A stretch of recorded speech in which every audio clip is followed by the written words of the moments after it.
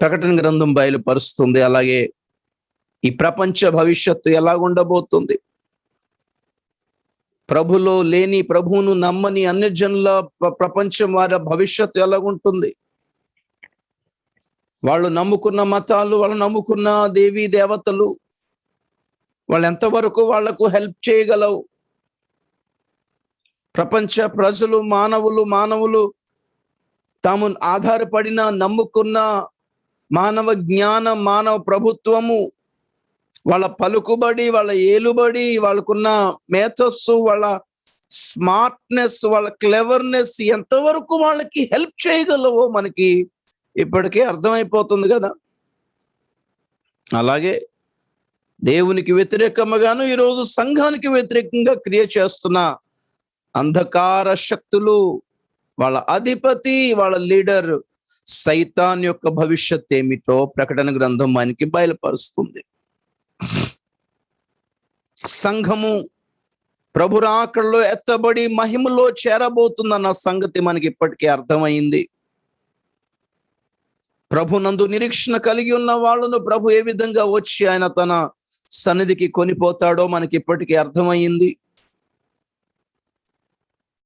సంఘం కొనుపోబడిన తర్వాత ఏ విధంగా ఈ ప్రపంచ ప్రజల కొరకు దేవుని తీర్పుల పరంపర ఎలా ప్రారంభం అవుతుందో వాటిని మనం ఒక్కటొక్కటిగా ధ్యానం చేస్తున్నాం. ఆ తీర్పుల పరంపరయే 7 ముద్రల గ్రంథము అని మనకి ఇప్పటికే అర్థమైంది. ఒక్కొక్క ముద్ర విప్పగా ఏ విధమైన క్రియలు భూమి మీద జరుగుతున్నాయో, దేవుని కోపానికి, దేవుని శిక్షకు పర్యావసానముగా పరిస్థితులు ఎలా సంభవిస్తున్నాయో, మాకు దేవుడు వద్దు, నిజమైన దేవుడు వద్దు, మాకు నిజమైన క్రీస్తు వద్దు అన్న జనం కొరకు ఏ విధంగా ఒక దుష్టుడు ఒక గొప్ప మెస్సయ్య రూపములో, రక్షకుని రూపములో వాళ్ళకు ప్రత్యక్షమైతే ప్రజలందరూ వాడిని నమ్మి ఎలాగ తమ జీవితాలను, తమ దేశాలను, తమ స్థితులను, పరిస్థితులను వాడికి అప్పగించుకుంటారో మనం చూస్తున్నాం. మంచి మాటలతో, అద్భుతమైన వాక్శక్తితో వాడు రావటం జరుగుతుంది. వాడిని ఎంతగా ఇష్టపడతారో ప్రపంచ ప్రజలందరూ వాడి పక్షముగా మాట్లాడడానికి ఒక అబద్ధ ప్రవక్తను కూడా పెట్టుకుంటాడని మనకి ప్రకటన గ్రంథము 13వ అధ్యాయం చాలా క్లియర్ గా తెలియజేస్తుంది.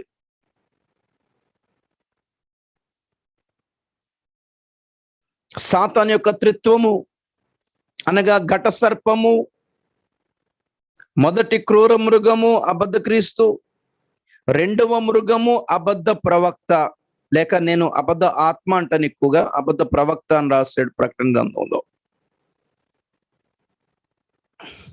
సాతాను త్రిత్వం ఇది. ఘట సర్పము లూసిఫర్, సైతాను. రెండోది అబద్ధ క్రీస్తు లేక క్రీస్తు విరోధి, 7 తలలు 10 కొమ్ములు కలిగిన క్రూర మృగము అని రాశాడు ప్రకటన గ్రంథం 13వ అధ్యాయంలో 1వ వచనంలో. అలాగే గొర్రె పిల్ల వంటి 2 కొమ్ములున్న ఇంకొక మృగము, అది నోరు తెరిస్తే ఘట సర్పం లాగా మాట్లాడుతుంది అని ప్రకటన 13:11లో రాయబడింది. ఈ ముగ్గురు ప్రపంచవ్యాప్తముగా క్రియ చేస్తున్నారు. ఈ ముగ్గురు కూడా ఈ ముగ్గురికి ధీటుగా ఎదుర్కోవటానికి తండ్రి, కుమారుడు, పరిశుద్ధాత్మ దేవుడు క్రియ చేస్తున్నారు. టాప్ లో ఉన్నది వీళ్ళే కదా, తండ్రి, కుమారుడు, పరిశుద్ధాత్ముడు. తండ్రి తన కార్యం జరిగించాడు పాత నిబంధనలో. యేసుక్రీస్తు తన శిలువ కార్యమును కూడా జరిగించుకున్నాడు క్రొత్త నిబంధన ప్రారంభంలో. ఇప్పుడు పరిశుద్ధాత్మ దేవుడు క్రియ చేస్తున్నాడు భూమి మీద. పరిశుద్ధాత్మతో పాటు సంఘము క్రియ చేస్తుంది. చెప్పాను కదా, పరిశుద్ధాత్మ డైరెక్ట్ గా క్రియ చేయడు, సంఘము ద్వారా క్రియ చేస్తాడు. అలాగే సైతాన్ తరపున ఎవరెవరు క్రియ చేస్తున్నారు? అబద్ధ క్రీస్తు, అబద్ధపు ఆత్మ లేక అబద్ధ ప్రవక్త, వీళ్ళిద్దరిని నమ్ముకున్న అబద్ధ క్రైస్తవుల గుంపు క్రియ చేస్తుంది. ఎవరు నాకు మధ్యలో కామెంట్ పెట్టారు, అడ్డగించేవాడు ఎవరు అంటే దేవదూత అంట. పరిశుద్ధాత్మ పనికి రాలేదు, సంఘము పనికి రాలేదు, సంఘ ప్రార్థన పనికి రావట్లేదు, సంఘ ఉపవాసం పనికి రావట్లేదు. అబద్ధ క్రీస్తుని అడ్డుకుంటున్నది ఎవరు అంటే దేవదూత అంట. దేవదూత మధ్యలో తీసివేయబడిన తర్వాత అబద్ధ ప్రవక్త వచ్చి అప్పుడు సంఘాన్ని తొక్కి తొక్కి చంపితే ఆ తర్వాత సంఘం ఎత్తబడుతుంది. మీకు అంతగా ఏదైనా ప్రసంగం చేయాలనుకుంటే భయ్య మీరు యూట్యూబ్లో ఆన్ చేసుకొని దాంట్లో చేసుకోండి ప్రసంగం, నాకు నేర్పకండి దయచేసి. మొన్న అడ్డగించేవాడు ఎవరు అనే మాట ప్రసంగం వచ్చినప్పుడు దానికి ఎవరు కామెంట్ పెట్టారు. లేకపోతే మీరు చూడడం మానేయండి మొత్తం కంప్లీట్ గా. పెద్ద లిస్ట్ రాశారు అందులో, అది ఇది మీ అభిప్రాయాలు ఎవరు అడగలేదు. మీకు అంతగా లేదు రాంగ్ చెప్తాను అనిపిస్తే you go better start your own channel, కొత్తగా ఛానల్ స్టార్ట్ చేయండి, ప్రసంగం చేయండి. అడ్డగించేవాడు ఒక దేవదూత. సంఘం వేస్ట్ భూమి మీద, పరిశుద్ధాత్మ వేస్ట్. వీళ్ళు కేవలం పరిశుద్ధాత్మ సంఘం కేవలం చేతులు కట్టుకొని జరిగే చోద్యం చూస్తున్నారు అంతే, వీళ్ళు క్రియలో లేరు. దేవదూతలు దేవుడు పంపించాడు అబద్ధ క్రీస్తునాడు రాకుండా, వాడు బయలుపడకుండా అడ్డుకోవటానికి. తెస్సలోనిక పత్రికలో రాయబడిన మాట, అడ్డగించువాడు మధ్యలో నుండి తీసివేయబడు వరకే వాడు అతడు అడ్డగించును. ఆ అడ్డగించువాడు తీసివేయబడిన తర్వాత ధర్మ విరోధి బయలుపడును అనే మాటను ఖచ్చితంగా క్లియర్గా అర్థం అవుతుంది. ఈరోజు అబద్ధ క్రీస్తుని, అబద్ధపు ఆత్మని అడ్డుకుంటుంది ఎవరు? క్రీస్తు యొక్క ఆత్మ, పరిశుద్ధాత్మ. ఎవరి ద్వారా? సంఘము ద్వారా. అలాగే సంఘములోని సత్యాన్ని, పరిశుద్ధాత్మ క్రియలను వాళ్ళ తరపున అడ్డుకుంటుంది ఎవరు? మరలా అబద్ధ క్రీస్తు ఆత్మ అనగా అబద్ధపు ఆత్మ. ఎవరి ద్వారా? వాడు డైరెక్ట్ గా రావట్లేదు, వాడు కొంతమంది క్రైస్తవుల ద్వారా, కొంతమంది బోధకుల ద్వారా సత్యాన్ని అడ్డగించే వచనాలు కొన్నిటిని దాన్ని ట్విస్టింగ్ చేసి, దాన్ని గలిబిలి చేసి, ఒక అర్థాన్ని పెడార్థం తీసుకొచ్చి బోధిస్తున్నాడు. అంతే సింపుల్. సంఘాన్ని దెయ్యం, ఎంటుకలు విడిపోచుకునే దెయ్యం అడ్డుకోలేదు సంఘాన్ని కానీ పరిశుద్ధాత్మని కానీ. ఎవరు అడ్డుకుంటారు? అబద్ధ క్రీస్తు ఆత్మయే డైరెక్ట్ గా అడ్డుకోవాలి. పరిశుద్ధాత్మకి డూప్లికేట్ గా ఉన్న అబద్ధ ప్రవక్త ఆత్మయే అడ్డుకోవాలి. పరిశుద్ధాత్ముడు భూమి మీద ఎలా క్రియ చేస్తున్నాడు? ఈరోజు సంఘము ద్వారా క్రియ చేస్తున్నాడు. గుర్తుపెట్టుకోండి, సైతానికి శత్రువు పరిశుద్ధాత్మ కాదు, సంఘమే. సైతాను పోరాడుతుంది పరిశుద్ధాత్మతో కాదు, సంఘముతోనే. కాబట్టి పరిశుద్ధాత్మ సంఘము ద్వారానే వాడికి వ్యతిరేకంగా పోరాడుతున్నాడు. ద సేమ్ స్పిరిట్ రెల్మ్ అంటారు, ఆత్మ ప్రపంచంలో జరిగే యుద్ధం ఇది. మన ప్రార్థన, మన ఉపవాసము, మన ఉపదేశము, మన సాక్ష్యము, మన తీర్మానాలు, మన విశ్వాసము సాతాను సమాజాన్ని గడగడలాడించేస్తుంది. ఇదే స్ట్రాటజీ, ఇదే ఎత్తుగడ వాడు వేస్తున్నాడు. వాడు ఏదో బోధిస్తాడు, వాడు ఏదో వచనం చూపిస్తున్నాడు, వాడికి సంబంధించిన బోధకులు, ప్రసంగికులు వాళ్ళు ఉపదేశించే ఉపదేశాలు మరి ఇదే బైబిల్ నుంచి కదా బోధిస్తున్నారు. 1 తిమోతి పత్రిక 4వ అధ్యాయము 1వ వచనం ఏం చెప్తుంది?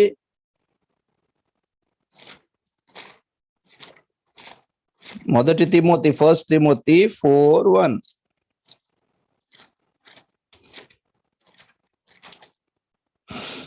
అయితే కడవరి దినములలో కొందరు అబద్ధికుల వేషధారణ వలన, గుర్తుపట్టండి మాట, డైరెక్ట్ గా కాదు, కొందరి వలన.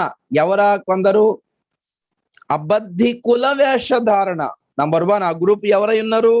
చాలా పెద్ద లయర్స్ అయి ఉన్నారు, అబద్ధికులు అయి ఉన్నారు. వాళ్ళ సాక్ష్యాల అబద్ధం, వాళ్ళ ప్రార్థన అబద్ధం, వాళ్ళ దర్శనం అబద్ధం, వాళ్ళ లక్ష్యం అబద్ధం, వాళ్ళు చేసే పరిచర్య అంత అబద్ధం, కానీ సిన్సియర్ గా కనిపిస్తుంది అంతా. అందుకే వేషధారణ అన్నాడు. జెన్యున్ కాదు అని అర్థం. చాలా ఘనమైన దేవుని సేవ చేస్తున్నట్టుగానే కనిపిస్తున్నారు కొందరు, కానీ అబద్ధికులు. లోతుగా పరిశీలించి, పరీక్షించి, క్షుణ్ణంగా గమనించి, స్కాన్ చేసే కళ్ళు అందరికి లేవు కదా. వివేచన దేవుడికి కనిపిస్తుంది, మనకు తెలీదు. మనకేం కనిపిస్తుందంటే బాగా పరిచయం జరుగుతుంది అనుకుంటాం, కానీ బైబిల్ ఏమంటుంది? వాళ్ళు అబద్ధికులు. They are liars. లేనిది ఉన్నట్టుగా, ఉన్నది లేనట్టుగా చూపిస్తారు. వేషధారులు. ఈ అబద్ధికుల వేషధారణ వలన ఏం చేస్తారంటే కొంతమంది మోసపరుచు ఆత్మల యందును దెయ్యముల బోధ యందును లక్ష్యముంచి విశ్వాస భ్రష్టులగుదురని ఆత్మ తేటగా చెప్పుచున్నాడు. Note this point. చాలా గట్టిగా ఈ పాయింట్ నోట్ చేసుకోండి. ఏం మాట్లాడండి ఇక్కడ? కడవరి కాలము, అంత్యకాలము, ప్రభు రాకడ దినాలే. ఏం జరుగుతుంది? చాలా మంది క్రైస్తవుల గురించే మాట్లాడుతున్నారు. ఓకే, అన్యజనుల గురించి మాట్లాడుతుంది ఇక్కడ, క్రైస్తవుల గురించే. చాలా మంది క్రైస్తవులు ఏమైపోతారంట?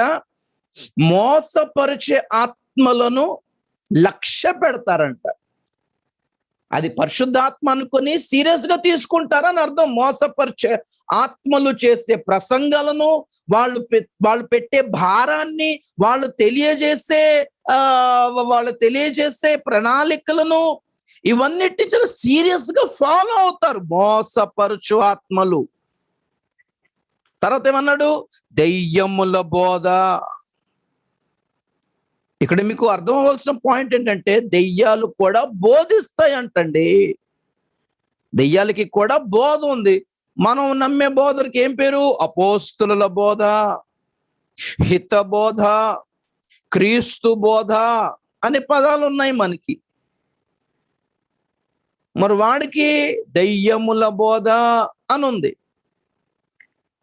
ఇప్పుడు ఆ దెయ్యానికైనా పరిశుద్ధాత్మకైనా సోర్స్ ఏంటి? బోధించటానికి సోర్స్ ఏంటి?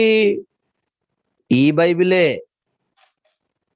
అబద్ధ బోధకులు కొత్త బైబిల్ ఏమి రాసుకొని రావట్లేదు. అపోస్తుల బోధ కూడా ఈ బైబిల్లోంచే చేస్తున్నారు. దొంగ బోధలు కూడా ఈ బైబిల్లో నుండే చేస్తున్నారు. పరిశుద్ధాత్మ కూడా ఇదే బైబిల్ నుండి బోధిస్తున్నాడు. ఆ దెయ్యాలు కూడా, ఆ అబద్ధపు ఆత్మ కూడా, అబద్ధ ప్రవక్తలు కూడా ఇదే బైబిల్లో నుండి బోధిస్తున్నారు.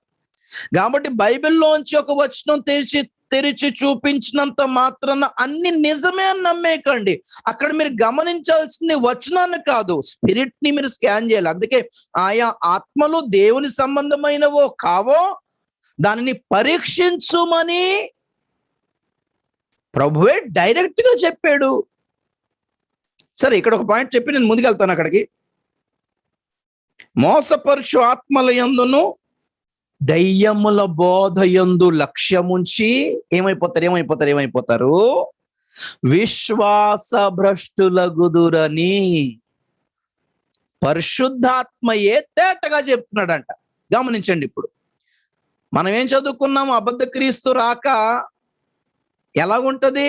మొదట భ్రష్టత్వము సంభవిస్తుంది. ఏం చేద్దాం? తెస్సలోనికీ పత్రికలో భ్రష్టత్వం అంటే యేసుక్రీస్తుని విడిచిపెట్టి అన్యులైపోతారని రాసుందా? అది కాదు భ్రష్టత్వం.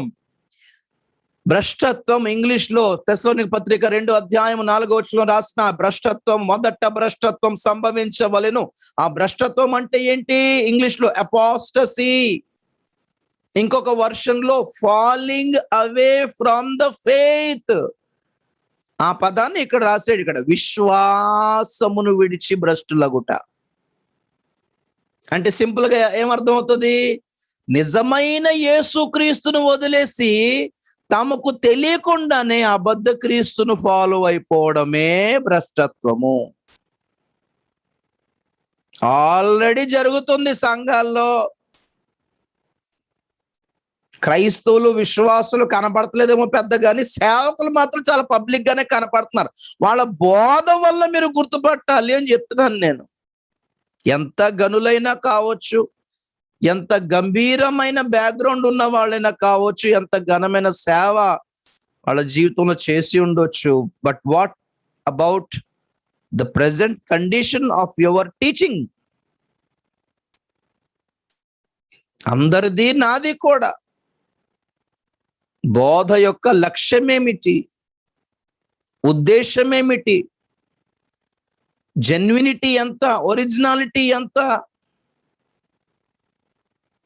లక్ష్యం ఏమిటి? పాయింట్ అది, మెయిన్ పాయింట్ అది. లక్ష్యం ఏంటి? ఏ ఉద్దేశంతో చేస్తున్నాం ఈ బోధ అంతా? దాంతోనే దొరికిపోతారు. చాలా మంది క్రైస్తవులు ఇప్పటికే భ్రష్టులైపోయారు బ్రదర్ సిస్టర్. విశ్వాస భ్రష్టులగుదురు. ఎందుకు విశ్వాస భ్రష్టులు అయ్యారు? తెలియకనే పాపం. ఎందుకు అయ్యారు? వాళ్ళకి తెలియక అబద్ధకులను నమ్ముకున్నారు, వేషధారులను నమ్ముకున్నారు, పరిశుద్ధాత్మ అనుకొని మోసపరిచే ఆత్మలను నమ్ముకున్నారు, దేవుడు మాట్లాడుతున్నాడేమో అనుకొని దెయ్యముల బోధన నమ్ముకున్నారు. అందుకే విశ్వాసం నుంచి తొలగిపోయారు. ఇప్పుడు మీకు అర్థం అవ్వాల్సింది ఏంటంటే, ఈ 4 విషయాల్ని ఫాలో అవుతున్న క్రైస్తవులందరూ ఇప్పటికే 666 ముద్రలు తీసేసుకున్నారు. వాళ్ళకి తెలియదు.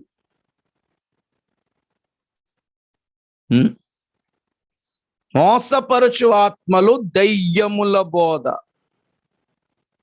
ఎవరు ఎక్కువ చెప్తున్నారు? అబద్ధికులు ఎక్కువ చెప్తున్నారంట. Their life is full of lies అన్నమాట. బైబిల్ తీసుకుని అబద్ధాలు చెప్పేస్తున్నారండి. మీకు ఒక మాట చెప్తున్నాను మరొకసారి. బైబిల్లో ఒక మంచి పదం ఉంది, సత్యవాక్యము అని. ఏంటది? సత్యవాక్యము. వాక్యమే, కానీ సత్యవాక్యం అనేది ఒకటి ఉంది.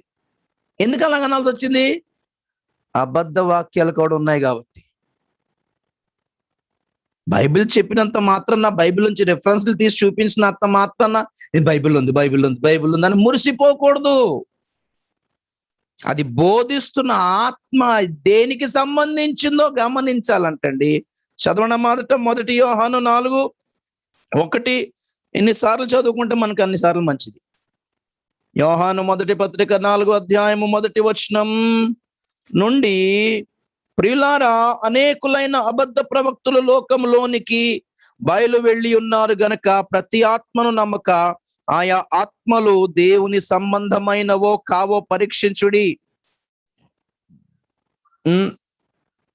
యేసుక్రీస్తు శరీరధారి అయి వచ్చెనని ఏ ఆత్మ ఒప్పుకొనునో అది దేవుని సంబంధమైనది. ఏ ఆత్మ యేసును ఒప్పుకొన్నదో అది దేవుని సంబంధమైనది కాదు. దీనిని బట్టియే దేవుని ఆత్మను మీరు ఎరుగుదురు.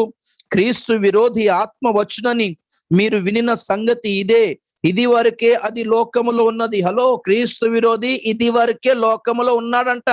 ఫ్రెష్ గా కొత్తగా వస్తాడు అనుకునేరు మీరు, ఇప్పటికే క్రియ చేస్తాడని పౌలు కూడా తెస్సలోనికులో చెప్పాడు. నేను ఇంతకుముందే చెప్పాను, ప్రతి జనరేషన్ లో వాడు ఉన్నాడు. ప్రతి జనరేషన్ లో వాడి ఉనికి ఉంది. భవిష్యత్తులో శ్రమల కాలంలోనే వస్తాడు అనుకునేరు. శ్రమల కాలంలో వాడు బయలుపడతాడు. ఇప్పుడు వాడు ఎవడో చెప్పడం కష్టం. క్రైస్తవుల్లో సేవకుల్లో ఉండి పని చేస్తున్నాడు. మనం గుర్తుపట్టలేకపోతున్నాం. అదే ప్రాబ్లం ఇక్కడ. క్రీస్తు విరోధి ఆత్మ వచ్చునని మీరు వినిన సంగతి ఇదే. ఇది వరకు అది లోకములో ఉన్నది. చిన్నపిల్లలారా, మీరు దేవుని సంబంధులు. ఓకే, 5వ వచనం చదువుతున్నా. వారు లోక సంబంధులు గనక లోక సంబంధులైనట్టు మాట్లాడుదురు. గుర్తుపెట్టుకోండి, లోక సంబంధులు మాట్లాడుతున్నట్టుగానే ఆ లాజికే చాలా మంది సేవకులు కూడా ఉపయోగిస్తున్నారు. ఎక్కడ తేడా చూపించారు చెప్పండి ఒకసారి. వారు లోక సంబంధులు గనక లోక సంబంధులైనట్టు మాట్లాడుదురు. లోకము వారి మాట వినును.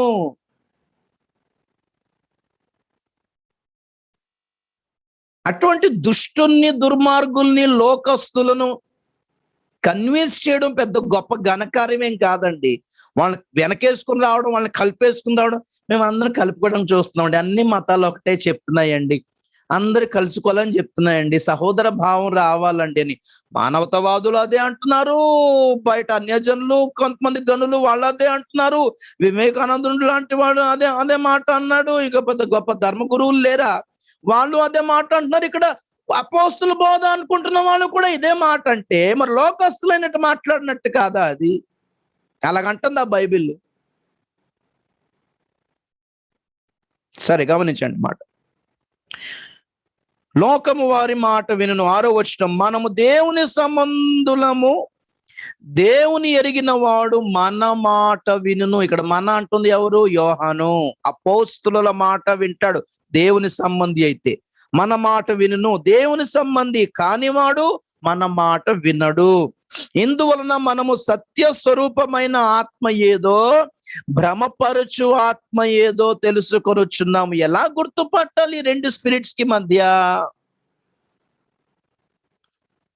అపోస్తుల బోధ వేరు ప్రియులారా, వాళ్ళ దర్శనం వేరు, వాళ్ళ లక్ష్యం వేరు, లోకమంతటా వాళ్ళు సంచరించి తిరిగి చేసిన ప్రచారము వేరు, ఆ స్వార్థ పరిచర్య వేరు. ఏ దేశానికి వెళ్ళి జెండా పట్టేసుకోలేదండి వాళ్ళు వెళ్ళిపోయి.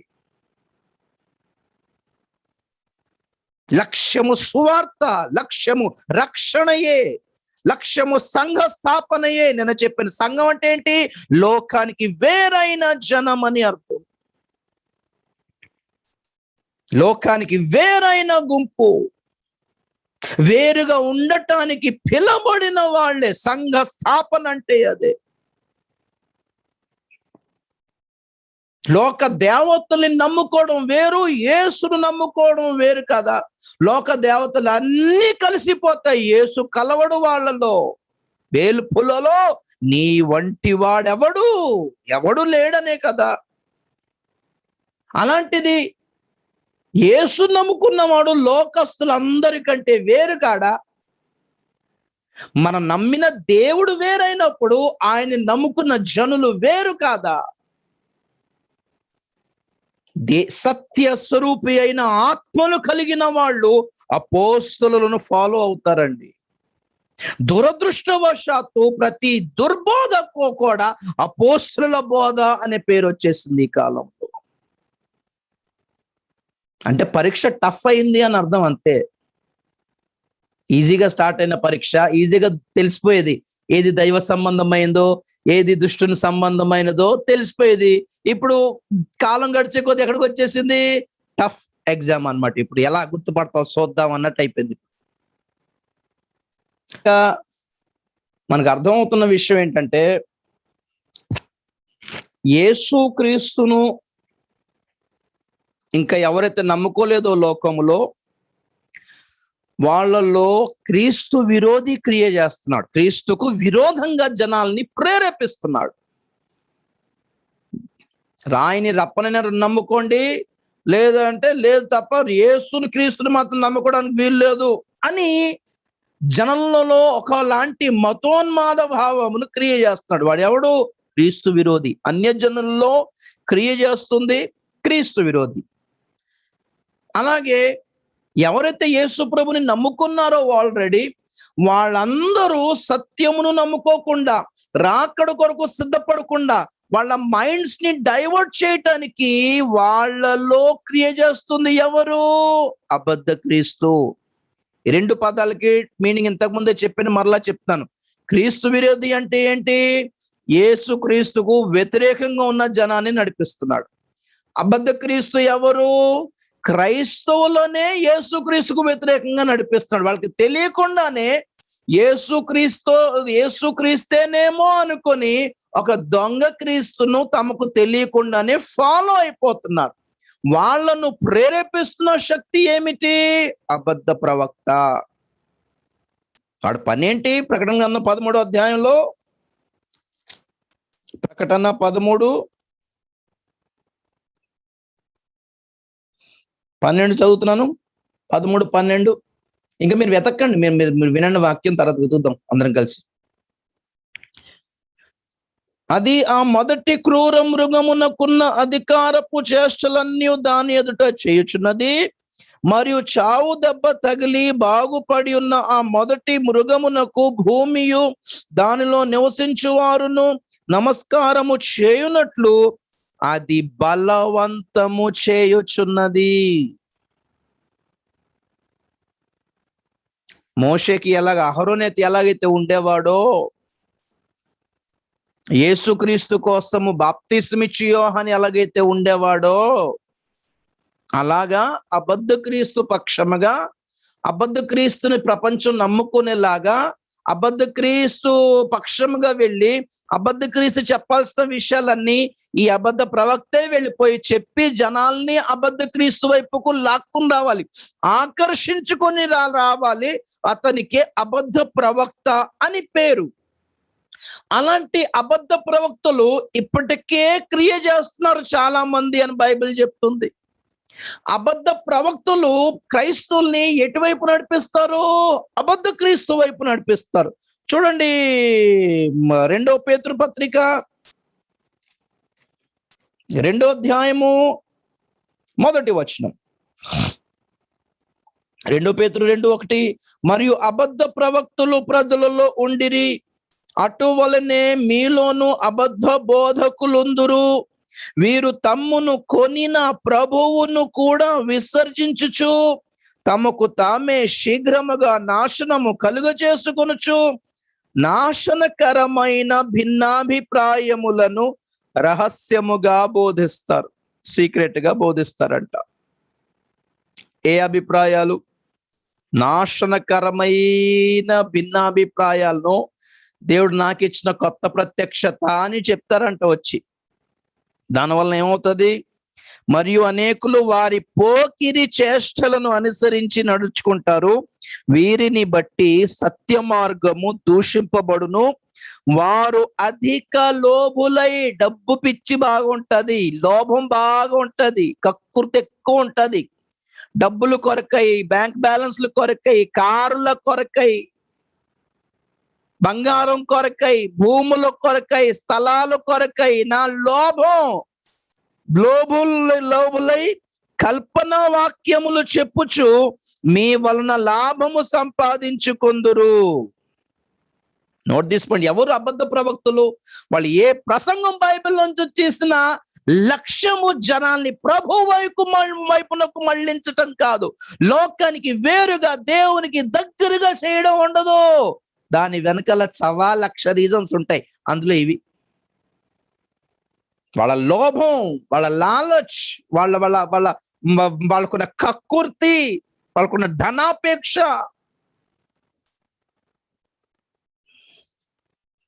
వాళ్ళ సామ్రాజ్య విస్తరణ.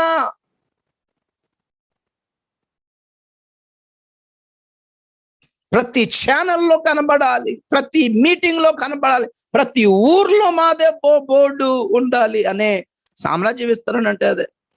సరే, ఇక్కడ పాయింట్ ఇదంతా చెప్పడానికి రీజన్ ఏంటి? అబద్ధ క్రీస్తు, అబద్ధ ప్రవక్త వీళ్ళిద్దరూ చేసే పరిచర్య భవిష్యత్తులో శ్రమల కాలంలో స్టార్ట్ అవుతుంది. వ్యక్తిగతంగా ఒక వ్యక్తిగా కనపడతారు వాళ్ళు. కానీ ఇప్పటికే ఇవి రెండు క్రియ చేస్తాయి. అబద్ధ ప్రవక్తలు వస్తారు, అబద్ధ ప్రవక్తలు ఎన్నిసార్లు మీరు విన్నారు కదా. అబద్ధ ప్రవక్తలు వచ్చి చేసే ప్రసంగం యొక్క టార్గెట్ ఏంటి? జనాలు ఎక్కడికి రావాలి? అబద్ధ క్రీస్తు వైపుకు రావాలి. కాబట్టి మీరు ఏ బోధ వింటున్నారు, ఏ క్రీస్తును ఫాలో అవుతున్నారు, ఏ ప్రవక్తను ఫాలో అవుతున్నారు, ఒకసారి టెస్ట్ చేసుకోండి ఒకసారి అంటున్నారు. ఎలా గుర్తుపట్టాలి వాళ్ళని అంటే ఒక్కటే డైరెక్ట్ చెప్తాను ఒక మాట, ఖచ్చితంగా లోకంలో ఒక మంచి భవిష్యత్తు ఉంది అని మాత్రం ఖచ్చితంగా చూపిస్తారు. ఎందుకంటే అబద్ధ క్రీస్తు వచ్చి చెప్పే మాట అదే జనాలకి. వెనకాల పిక్చర్ చూస్తున్నారా? ఇది భవిష్యత్తు. ఎండిపోయిన భూమి, మాడిపోయిన భూమి, పంట పొలాలు లేని భూమి, నీరు త్రాగడానికి చుక్కలేని భూమి, నివాస శూన్యముగా పాడు దిబ్బగా మారిన పట్టణాలు. బిల్డింగ్లు అలాగే ఉంటాయి, కరెంట్ ఉండదు, తిండి ఉండదు. ఏం జరుగుతాయి బిల్డింగ్ లో మీకు సెపరేట్ గా చెప్పక్కర్లేదు.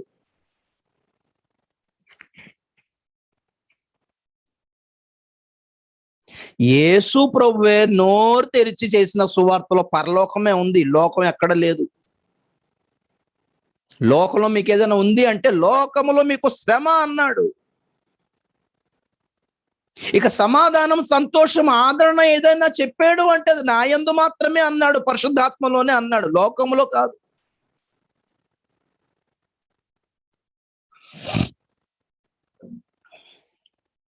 ఏమైనా ఆస్తులు, స్థలాలు, పొలాలు, బిల్డింగ్లు ఏమైనా ఇస్తాను అని ప్రభు చెప్పాడు అంటే అది ఒక్క చోట చెప్పాడు బైబిల్లో.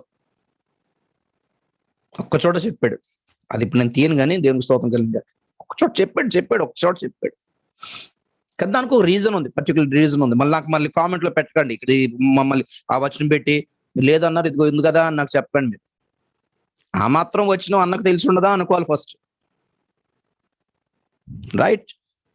అబద్ధ క్రీస్తు వచ్చి మొదటి ముద్ర విప్పగానే అబద్ధ క్రీస్తు వస్తున్నాడు. రెండో ముద్ర విప్పేటప్పటికీ వాడి నిజ రూపం, వాడి అసలు రూపం చూపిస్తున్నాడు. భయంకరమైన యుద్ధము తీసుకొస్తాడు. చెప్పాను కదా, biological war, technological war, chemical war, జీవాణువుల యుద్ధము, లేని వైరస్లు రిలీజ్ చేసి ప్రజలను చంపడం, కెమికల్స్ ద్వారా ప్రజలను చంపడం. ఎంతమంది చూసారా భోపాల్ గ్యాస్ ట్రాజెడీ? చూసారా యూట్యూబ్ లో? వినుండరేమో, భోపాల్ గ్యాస్ ట్రాజెడీ ఇండియాలో జరిగిందా? అవునా? ఘోరం అండి. ఆ వీడియోస్ చూడండి మీరు.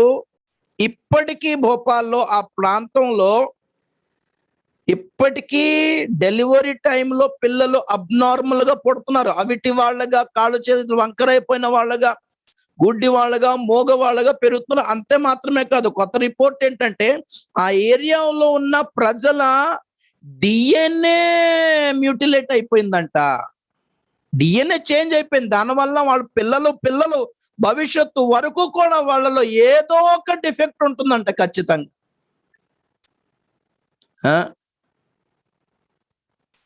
కార్బైడ్ ఫ్యాక్టరీలోని మిథేన్ గ్యాస్ రిలీజ్ అయితేనే అలాంటి కెమికల్ పరిస్థితి. అదైతే చెర్నోబిల్ కూడా అంతే, యుక్రెయిన్ లోని చెర్నోబిల్ కూడా అంతే. చెర్నోబిల్ ఎక్కడుందో, ఉక్రెయిన్ ఎక్కడుందో మీరు వెతుక్కో అక్కర్లేదు. మీరు భోపాల్ ఒకటి వెతకండి చాలు మీకు. భోపాల్ గ్యాస్ ట్రాజెడీ 1986 డిసెంబర్ 2వ తారీఖు అర్ధరాత్రి. నిద్రలోనే బ్లడ్ అలా చిమ్ముతూ కక్కుకుంటూ లేచారు జనాలు, ఏమైందో తెలియక.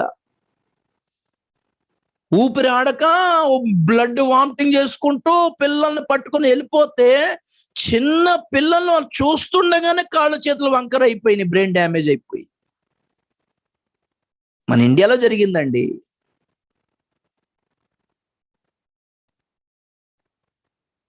ఎనభై ఆరు అన్నా, సారీ 1984 డిసెంబర్ 2వ తారీఖు ఉక్రెయిన్ లో జరిగింది. 86 ఏప్రిల్ 26.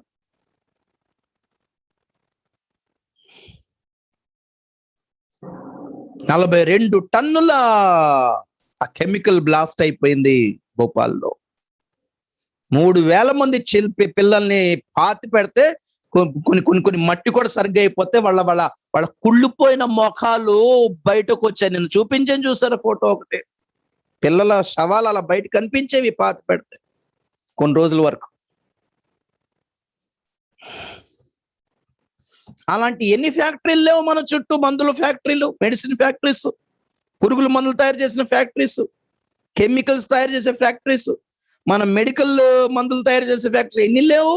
అవన్నీ టార్గెట్ లో లేవు అనుకుంటున్నారా?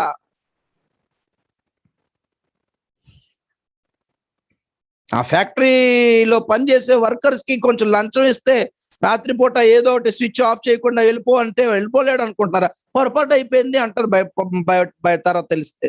బై మిస్టేక్ అని అంటారు. ఆ మిస్టేక్ 20-25 మంది చచ్చిపోతున్నారు ఇక్కడ. మిస్టేక్ అంటారు, అంతే కేసు కొట్టేస్తారు. మిస్టేక్, యాక్సిడెంట్ కాదు, ఇన్సిడెంట్, సబోటాజ్, కుట్ర.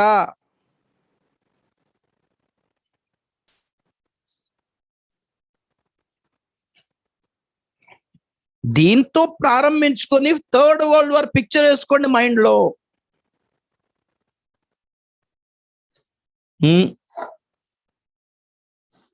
మూడో ప్రపంచ యుద్ధం యొక్క పర్యావసానం, రెండో ముద్ర యొక్క పర్యావసానాన్ని, రిజల్ట్ ని మూడో ముద్రలో చూస్తున్నాం మనం.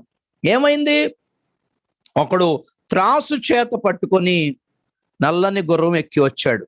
అంటే భయంకరమైన కరువు, food shortage, water shortage, economic crash, ఆర్థిక వ్యవస్థ కూలిపోతుంది ప్రియులారా. ఆర్థిక వ్యవస్థ కుప్పకూలడం అంటే ఏంటనుకుంటున్నారు? మీరు డబ్బులు ఇచ్చినా తిండి దొరకదు, బంగారం ఇచ్చినా తిండి దొరకదు. మీకు అర్థం అవుతుందా? చదివాం కదా యెషయా గ్రంథం 13:12 ఏం చదివాము నిన్న? ఆటం బాంబు గురించి, న్యూక్లియర్ బాంబు గురించిన వచనాలు మీకు అర్థమయ్యాయా? యోవేల్ గ్రంథంలో దాని వెనకాల దివిటి వలె మండుచుండును, అది వచ్చి ఏ భూమి మీద పడుతుందో అది రాకముందు ఆ స్థలము ఏదెను వలె ఉండెను, అది వచ్చిపోయిన తర్వాత అది ఎడారి ఆయెను.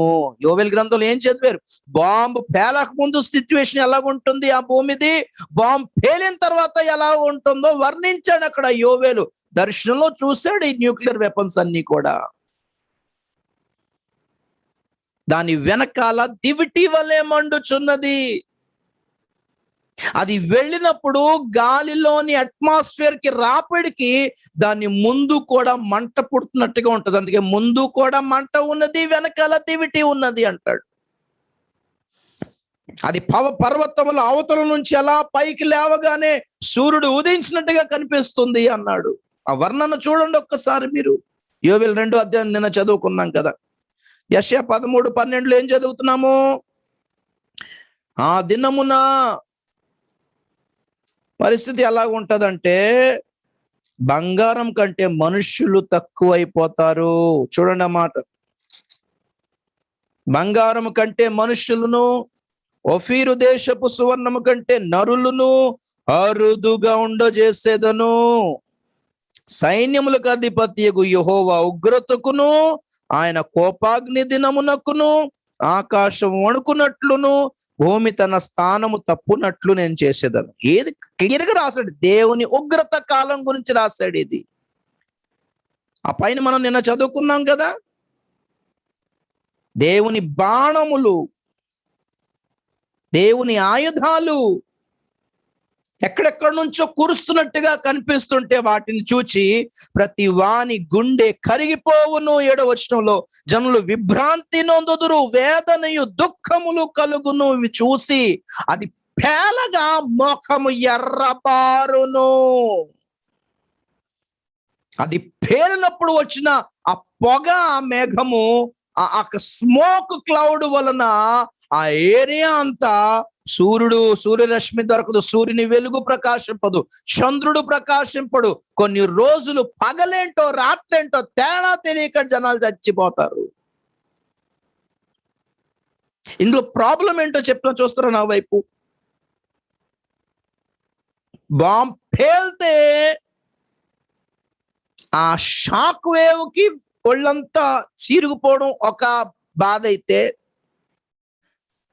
ఎక్కడ పేలిందో అక్కడ నుంచి ఆ టెంపరేచర్, ఆ వేడి, ఆ ఉష్ణోగ్రత, ఏమండి, ఆ ఉష్ణోగ్రత, ఆ వేడి, ఆ మంట అలా పాకుకుంటూ మీ దగ్గరకు వచ్చేలోగా అది రాకముందే ఫ్రై అయిపోతారండి. మొత్తం మాడిపోయి ఫ్రై అయిపోతే మరలా ఇంకొక షాక్ వేవ్ రాగా ఈ బాడీ మీద ఉన్న మాంసం అంతా ఫ్రై మాడిపోయి ఉంటుంది చూసారా, అదంతా పీస్ పీస్ కింద ఎగిరిపోద్ది.